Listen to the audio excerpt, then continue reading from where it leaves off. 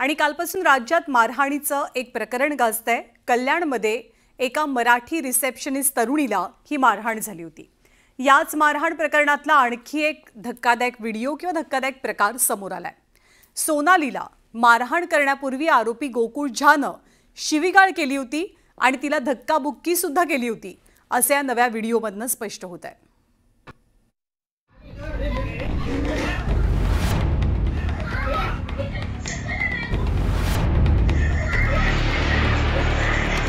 Receptionist Sonali काळासारे मारहाण प्रकरणातला धक्कादायक असा हा घटनाक्रम समोर आलाय। हॉस्पिटलमध्ये आलेल्या गोकुळनं थेट डॉक्टरची केबिन गाठली, त्यामुळे सोनालीनं त्याला रोखलं। गोकुळ मारण्यासाठी धावल्यावर त्याच्या आईनं त्याला दवाखान्यातून बाहेर नेण्याचा प्रयत्न केला। त्यानंतर गोकुळनं पुन्हा आत येऊन काउंटरला लाथ मारत सोनालीला शिवीगाळ केली। त्यामुळे सोनालीनं आरोपीच्या बहिणीला थप्पड लगावली। त्यामुळे चिडलेला आरोपी गोकुळ झानं सोनालीला अमानुष मारहाण केली।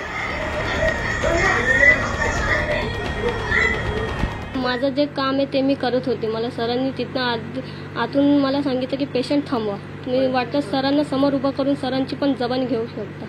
तू परत एकदा विचारतो की आधी तू मारलं होतंस का आधी त्याने मारलं होतं? त्यांनी माझ्यावर मारहाण केली, आधी शिव्यागाळी केली, मारहाण केली। गोकुळ झा यानं केलेल्या अमानुष मारहाणीत सोनालीच्या बोटाला फ्रॅक्चर झालंय। तिच्या पोटात दुखत असून छातीत लाथ मारल्यानं तिला तीव्र कळा येत आहेत। तर दुसरीकडे आरोपी गोकुळ आणि त्याचा भाऊ रणजित या दोघांना कोर्टासमोर हजर करण्यात आलं। त्यावेळी आरोपीनं कोर्टात गोंधळ घातल्यानं त्याला न्यायाधीशांनी सरकारी कामात अडथळा आणण्याचा गुन्हा दाखल करण्याचा इशारा दिला। दरम्यान युक्तिवाद ऐकल्यानंतर कोर्टानं आरोपींना 2 दिवसांची कोठडी सुनावली। माननीय न्यायालयाने दोन्ही आरोपींना 2 दिवसाची पोलीस कस्टडी दिलेली आहे। या 2 दिवसामध्ये त्यांना तपासामध्ये सहकार्य करण्याचं सांगितलेलं आहे। आता आरोपी देखील तपासामध्ये आवश्यक ते सहकार्य करणार आहेत। 7 दिवसांची पोलीस कोठडीची मागणी केली होती, काय पोलिसांचे ग्राउंड होते?